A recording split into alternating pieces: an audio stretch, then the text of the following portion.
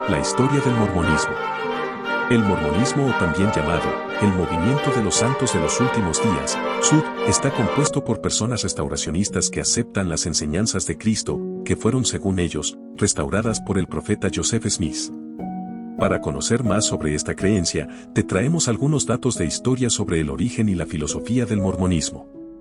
Aproximadamente el 98% de los adherentes al movimiento SUD son miembros de la Iglesia de Jesucristo de los Santos de los Últimos Días, por lo cual normalmente cuando se usa el término mormones es para referirse a sus miembros, aunque el nombre correcto para los miembros de la Iglesia es santos. El término que se utiliza como mormones es por su creencia y su fe en el Libro de Mormón. Se llaman a sí mismos cristianos. Creen en la Biblia y el Libro de Mormón.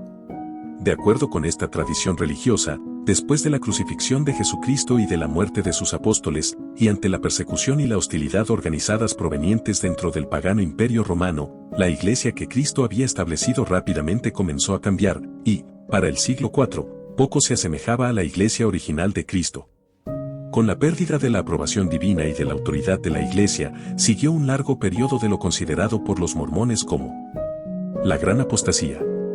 La apostasía es un periodo de tiempo en el cual se pierde en parte o por completo todas las verdades del Evangelio de Dios y Jesucristo, como por ejemplo, la falta de revelación de Dios hacia los hombres.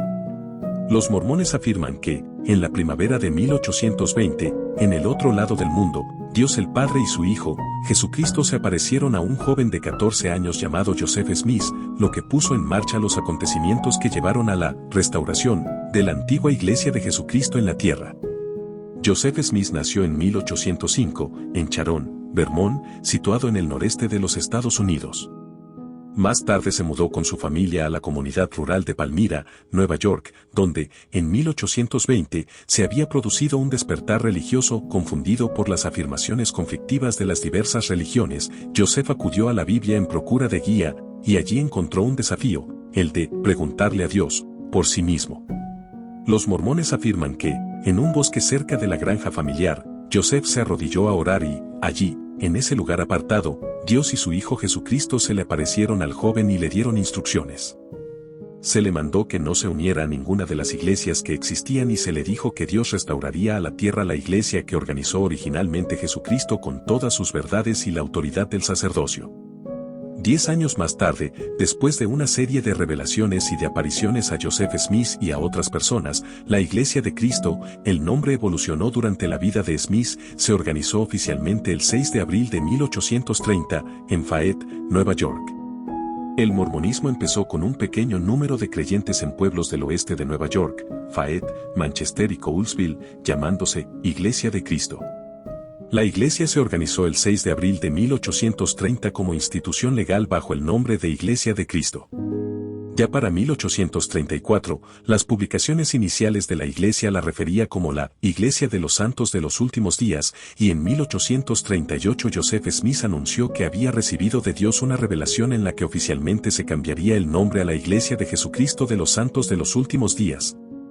En las siguientes visiones se le habría indicado a Joseph Smith dónde encontrar unos antiguos registros escritos sobre planchas de oro, que contenían un compendio histórico de la América antigua. En tal compendio se afirmaba que un profeta llamado Mormón había resumido, hacia el año 344, los registros de los descendientes de un grupo de inmigrantes provenientes del reino de Israel que habían llegado navegando hasta América 600 años antes de Cristo y que habían dado origen en parte a los pobladores amerindios encontrados allí por los colonizadores posteriores. Smith dijo que Moroni, hijo de Mormón, escondió posteriormente las planchas en una colina, actualmente conocida como Cerro Chumoure, en el estado de Nueva York, y añadió que en 1823, el propio Moroni, en forma de ángel, se le apareció para decirle dónde estaban escondidas las planchas y que Dios quería que las tradujese. El libro incluye, también, el relato referente a la visita que Jesús de Nazaret habría realizado al continente americano después de su resurrección. El libro se publicó por primera vez como el Libro de Mormón en 1830 en inglés y hacia 1886 en español. Para fines de la década de 1830, William Labb y otros santos de los últimos días en puestos de liderazgo, acusaron públicamente a Joseph Smith de ser un falso profeta, dando como resultado una disensión en la iglesia. Muchas de estas personas luego volvieron a la iglesia aún bajo el liderazgo de Joseph Smith. Otros formaron nuevas iglesias alrededor de otros líderes. Después del asesinato de Joseph Smith a manos de una muchedumbre en Carthage, Illinois, algunos miembros del mormonismo con prominencia en la iglesia sostenían ser el sucesor legítimo de Smith, dando como resultado una crisis de sucesión. Gran parte del quórum de los 12 apóstoles de la iglesia por revelación divina llamaron como profeta a Brigham Young, mientras que varios grupos apostataron y se dividieron creando así sus iglesias basadas en sus propias creencias. La crisis resultó en varias disensiones permanentes y confusión, así como en la ocasional formación de denominaciones religiosas, algunas de las cuales han dejado de existir. Hoy existen muchas organizaciones pequeñas de las ya mencionadas disensiones que se consideran como parte del movimiento de los santos de los últimos días, a pesar de que en la mayoría de los casos no se reconocen a las otras ramificaciones como valederas y llamadas por Dios por revelación. La gran mayoría de los santos de los últimos días pertenecen al mayor grupo, la Iglesia de Jesús de los Santos de los Últimos Días, quienes reportan más de 14,5 millones de miembros alrededor del mundo. La segunda denominación de más tamaño es la Ecuménica Comunidad de Cristo, quienes reportan 250,000 miembros.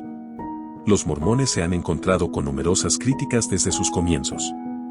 Es algo que les llama la atención, ya que según ellos, otros grupos religiosos no son tan perseguidos. Esta situación resulta paradójica a la Iglesia mormona, ya que no se encuentran publicaciones mormonas en contra de otras creencias o religiones. Los miembros de la Iglesia de Jesucristo de los Santos de los Últimos Días afirman de manera inequívoca ser cristianos. Ellos adoran a Dios, el Eterno Padre, en el nombre de Jesucristo. Cuando se le preguntó en qué creían los santos de los últimos días, José Smith hizo ver que Cristo está en el centro. Los principios fundamentales de nuestra religión son el testimonio de los apóstoles y de los profetas concernientes a Jesucristo, que murió, fue sepultado, se levantó al tercer día y ascendió a los cielos. Y todas las otras cosas que pertenecen a nuestra religión son únicamente apéndices de eso. 1. En la actualidad, el quórum de los 12 apóstoles reafirmó ese testimonio al proclamar: Jesús es el Cristo viviente, el inmortal Hijo de Dios. Su camino es el sendero que lleva a la felicidad en esta vida y a la vida eterna en el mundo venidero. 2. Sin embargo, en las últimas décadas algunas personas han afirmado que la Iglesia de Jesucristo de los Santos de los Últimos Días no es una iglesia cristiana. Las razones más frecuentes para tal afirmación son las siguientes. Los santos de los últimos días no aceptan los credos, las denominaciones ni formulaciones del cristianismo posteriores al Nuevo Testamento.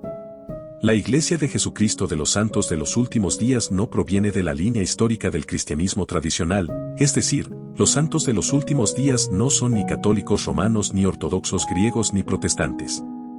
Los santos de los últimos días no creen que las Sagradas Escrituras estén integradas solamente por la Santa Biblia, sino que poseen un canon ampliado de escrituras que además abarca el Libro de Mormón, Doctrina y Convenios y la Perla de Gran Precio. A continuación se examinan cada una de estas afirmaciones. Los santos de los últimos días no aceptan los credos del cristianismo posteriores al Nuevo Testamento. Los eruditos han reconocido desde hace mucho tiempo que el conocimiento que tenían los primeros cristianos sobre Dios cambió radicalmente a lo largo de los siglos. Las concepciones que tenían los primeros cristianos sobre Dios eran más personales, más antropomórficas y menos abstractas que las que surgieron más adelante a partir de los credos escritos en los siglos siguientes. La desviación ideológica fundamental que se produjo a partir del siglo II DC, tras perderse la autoridad apostólica, fue el resultado de mezclar conceptos de la doctrina cristiana con la filosofía griega. 3. Los santos de los últimos días creen que la mezcla de la teología de los primeros cristianos con la filosofía griega fue un grave error. La más importante de las doctrinas que se perdió en este proceso fue la naturaleza de la Trinidad. El conocimiento de la verdadera naturaleza de Dios el Padre, de su Hijo, Jesucristo, y del Espíritu Santo fue restaurado por medio del profeta José Smith. Como resultado, los santos de los últimos días sostienen que Dios el Padre es un ser que tiene cuerpo, una creencia coherente con los atributos asignados a Dios por muchos de los primeros cristianos. 4. Esta creencia de los santos de los últimos días difiere de los credos posteriores al Nuevo Testamento. Sean cuales sean las diferencias doctrinales que existan entre los santos de los últimos días y los miembros de otras religiones cristianas, las funciones que los santos de los últimos días atribuyen a los personajes de la Trinidad se corresponden en gran parte con las opiniones de otras personas en el mundo cristiano. Los santos de los últimos días creen que Dios es omnipotente, omnisciente y amoroso, y oran a Él en el nombre de Jesucristo. Reconocen al Padre como el principal ser a quien adoran, al Hijo como el Señor y Redentor, y al Espíritu Santo como el mensajero y revelador del Padre y del Hijo. En resumen, los santos de los últimos días no aceptan los credos posteriores al Nuevo Testamento, pero en su devoción y adoración religiosa diarias confían profundamente en cada integrante de la Trinidad, como lo hicieron los primeros cristianos. Los santos de los últimos días creen en un cristianismo restaurado. Otra premisa que se utiliza cuando se argumenta que los santos de los últimos días no son cristianos es que la Iglesia de Jesucristo de los santos de los últimos días no proviene de la línea tradicional de las iglesias cristianas actuales. Los santos de los últimos días no son ni católicos romanos ni ortodoxos griegos ni protestantes. Los santos de los últimos días creen que la autoridad del sacerdocio para actuar en el nombre de Dios fue devuelta o traída otra vez a la tierra por medio del ministerio de ángeles a José Smith. Esta es la Iglesia, restaurada, no reformada, de Jesucristo. La creencia de los santos de los últimos días en un cristianismo restaurado permite explicar por qué tantos santos de los últimos días, desde 1830 hasta el presente, son conversos provenientes de otras denominaciones cristianas. Estos conversos no tenían ni tienen la impresión de estar abandonando el redil cristiano, sino que simplemente están agradecidos por aprender sobre la Iglesia restaurada de Jesucristo y por poder formar parte de ella, la cual creen que ofrece la plenitud del Evangelio del Señor y una Iglesia cristiana más completa y plena en cuanto a lo espiritual, la organización y la doctrina.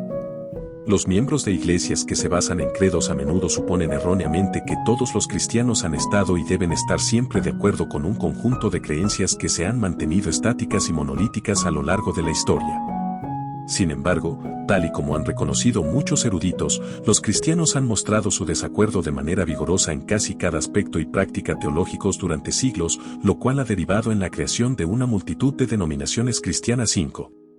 Si bien la doctrina de la Iglesia de Jesucristo de los santos de los últimos días difiere de la de muchas iglesias cristianas basadas en credos, concuerda con la de los primeros cristianos. La persona que ame sinceramente, adore y siga a Cristo debería ser libre de declarar su conocimiento de la doctrina conforme a los dictados de su conciencia sin ser tildado de no cristiano. Los santos de los últimos días creen en un canon abierto de escrituras. Una tercera justificación esgrimida para clasificar a los santos de los últimos días como no cristianos tiene que ver con la creencia de estos en un canon abierto de escrituras.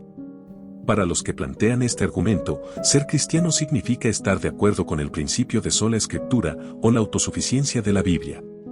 Pero afirmar que la Biblia es la única y definitiva palabra de Dios, más concretamente, la última palabra escrita de Dios, es afirmar más a favor de la Biblia de lo que ella declara sobre sí misma.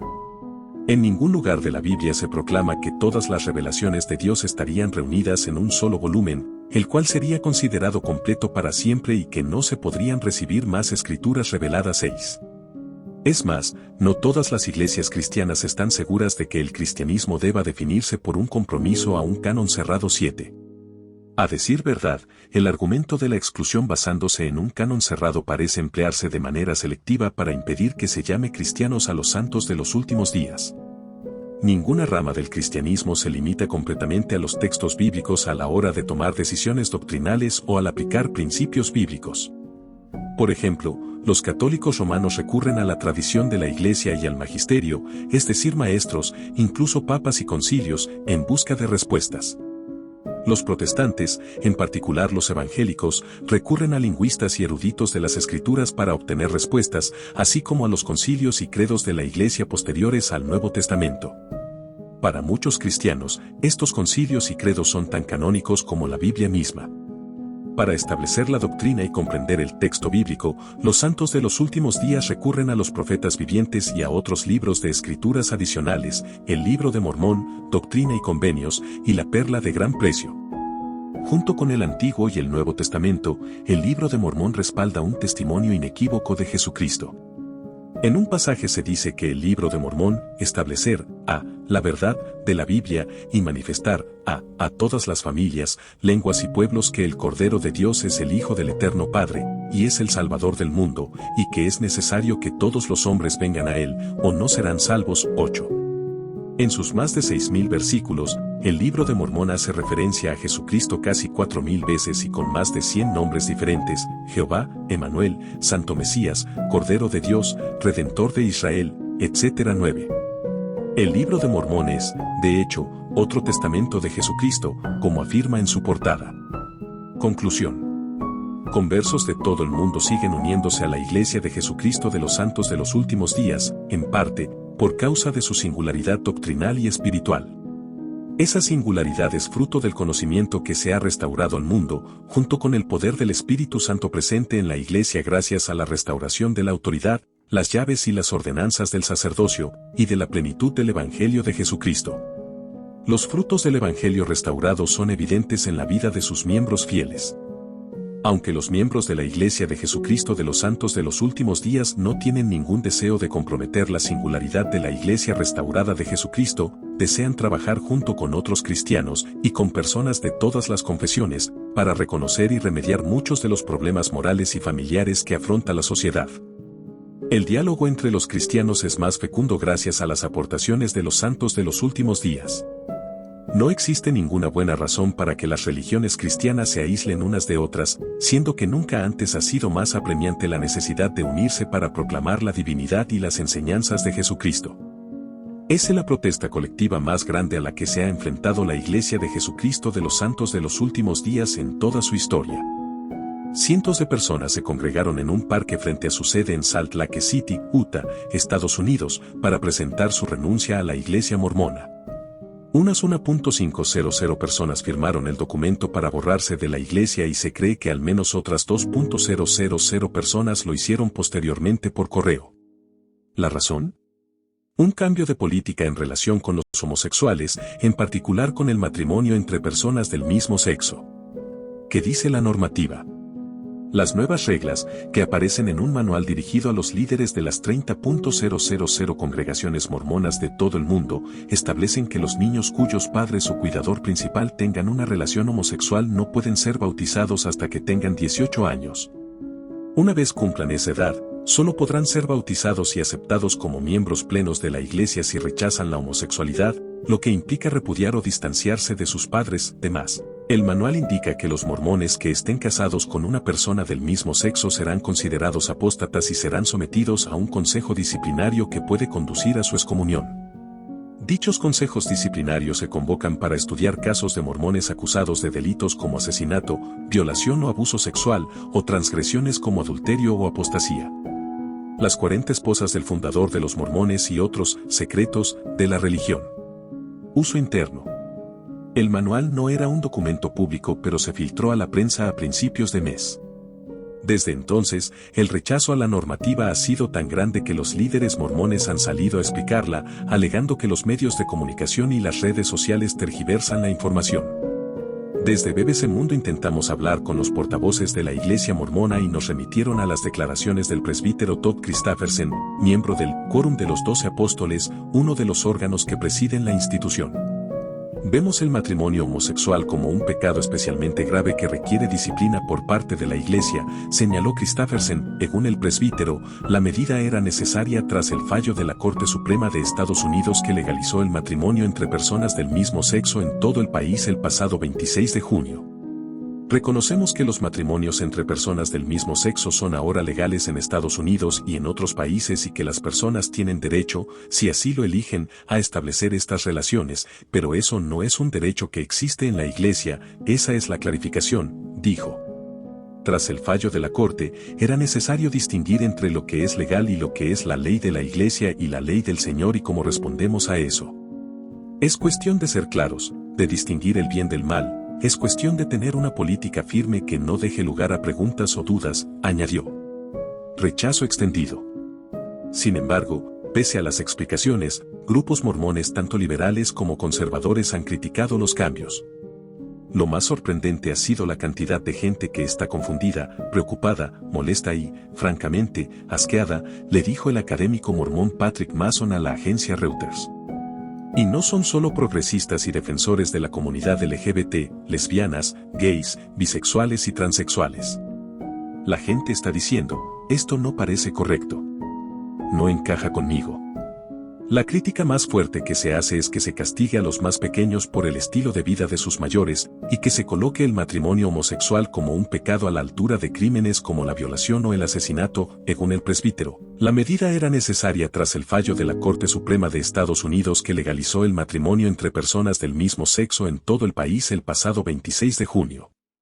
Reconocemos que los matrimonios entre personas del mismo sexo son ahora legales en Estados Unidos y en otros países y que las personas tienen derecho, si así lo eligen, a establecer estas relaciones, pero eso no es un derecho que existe en la Iglesia, esa es la clarificación, dijo. Tras el fallo de la Corte, era necesario distinguir entre lo que es legal y lo que es la ley de la Iglesia y la ley del Señor y cómo respondemos a eso. Es cuestión de ser claros, de distinguir el bien del mal. Es cuestión de tener una política firme que no deje lugar a preguntas o dudas, añadió. Rechazo extendido. Sin embargo, pese a las explicaciones, grupos mormones tanto liberales como conservadores han criticado los cambios.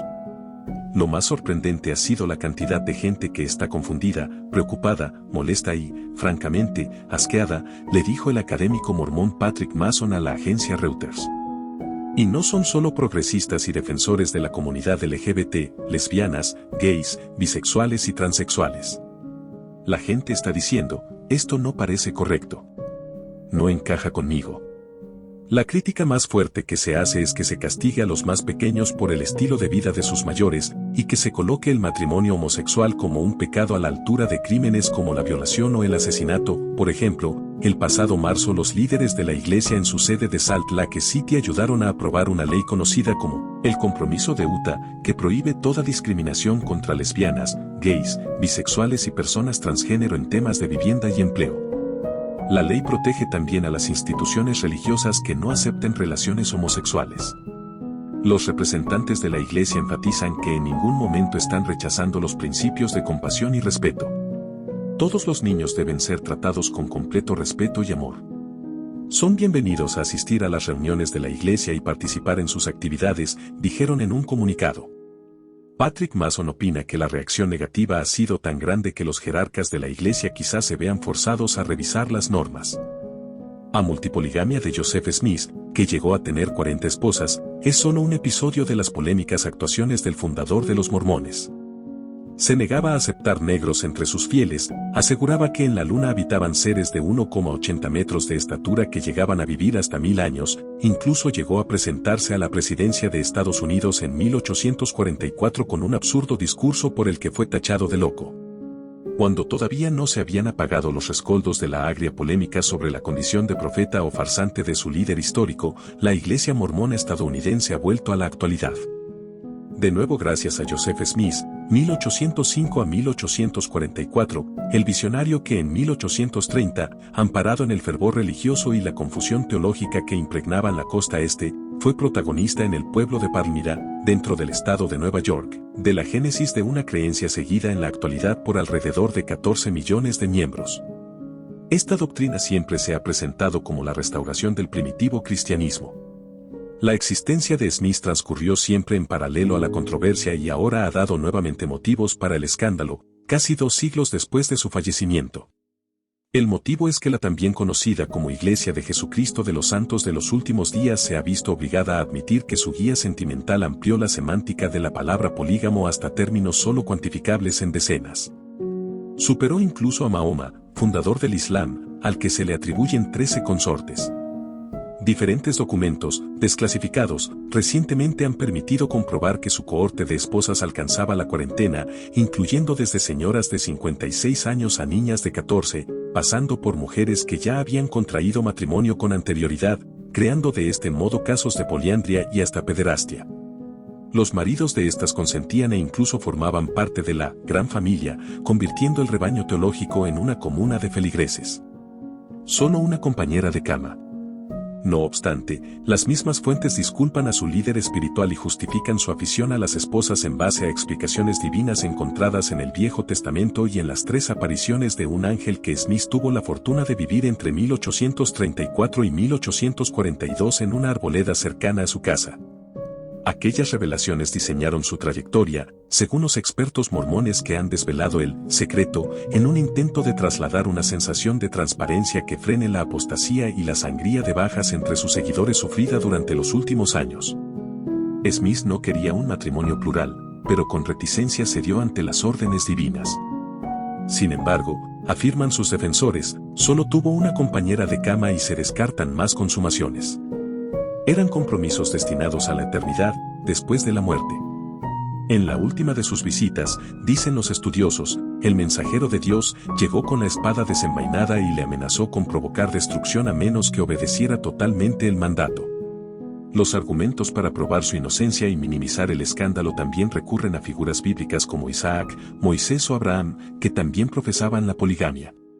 Más tarde se contradicen al valorar el aumento de nuevos feligreses que generaba la presencia de varias esposas en edad de procrear. Los mormones siempre han sabido integrar las familias polimaritales en su credo, aunque desde finales del siglo XIX la corriente oficial invitaba a la monogamia, poniendo como ejemplo al propio Smith, ya fallecido para entonces. La historia de su iglesia milenarista lo representaba siempre como un hombre felizmente casado con una sola mujer, su angelical esposa Emma. La pareja era venerada, representada por una estatua en la Plaza Temple Square en Salt Lake City, en Utah, donde se ubica la sede central de esta fe. Pero cálculos cuidadosos de la jerarquía eclesiástica mormona han realizado ahora este ejercicio de aperturismo y describen a su líder como vulnerador de la ley que él mismo promulgó y que combatía el matrimonio múltiple para evitar las constantes presiones que llegaban desde la Casa Blanca. De hecho, la legislación norteamericana de aquella época contemplaba la encarcelación de los polígamos y la confiscación de sus bienes. Un personaje controvertido. La noticia sobre la situación conyugal ha trascendido al mundo informativo en los últimos días, pero lo cierto es que la poligamia de Smith era ya conocida en círculos más especializados. De hecho, existía ya incluso un libro escrito por Brian C. Alès que analiza este fenómeno.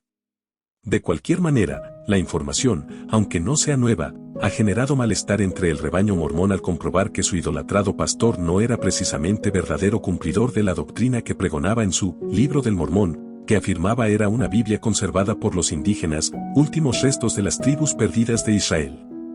Las revelaciones sobre Smith también han descubierto otras de sus controvertidas actuaciones, como su negativa a aceptar negros entre sus fieles y menos entre sus sacerdotes, una prohibición vigente hasta 1978. Incluso se ha llegado a dudar de la famosa piedra vidente que atrajo a muchos creyentes, convencido de que era capaz de localizar los tesoros que ocultaron en el pasado los indígenas o los primeros pobladores del país. Smith colocaba la roca en su sombrero y así conseguía que la luz se transmitiera a su cerebro. Esta habilidad logró convencer a muchos incrédulos. Smith fue polémico siempre. Se autoadjudicó la condición de profeta de Dios, receptor de mensajes directamente recibidos desde el cielo. Sin embargo, la mayoría de los coetáneos que no cayeron presos de su mensaje le consideraban un loco o un mentiroso.